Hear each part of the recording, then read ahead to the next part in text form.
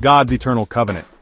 The entire Bible tells the story of a faithful God who initiates covenants with humanity, culminating in a new covenant fulfilled by Jesus.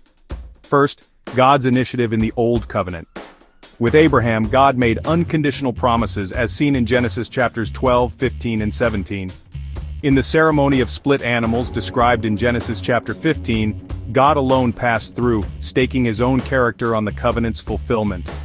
With David, God promised an everlasting dynasty, as recorded in 2 Samuel chapter 7 and Psalm 89, again based on his own faithfulness, not David's. Second, the promise of something new. Through Jeremiah, God promised a new covenant as found in Jeremiah chapter 31 verses 31 to 34, different from the old one. It would be internal, not external. His law would be written on human hearts. Jeremiah chapter 32 adds that this covenant would give God's people singleness of heart and action. Singleness of heart means inner unity and love as a family.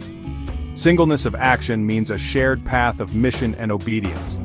Crucially, God himself would make this happen by his Spirit, ensuring the covenant is everlasting and secure.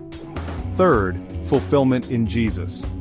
Jesus announced the new covenant at the Last Supper, stating it was sealed by his own blood, as recorded in Luke chapter 22 verse 20. The old animal sacrifices were mere pictures. Christ's sacrifice was the ultimate reality. His death fulfilled all previous covenants.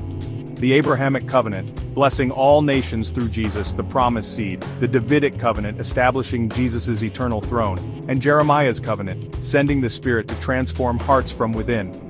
Fourth, our position as new covenant people. Our relationship with God is secure because it depends on Jesus' performance, not our own. The Lord's Supper is a personal reminder that we partake in this covenant by grace through faith. We live by the power of the Holy Spirit who creates the promised one heart and one way among believers. In essence, the new covenant is the final, eternal agreement where God himself, through the sacrifice of Christ, guarantees our salvation and transforms us to live for him.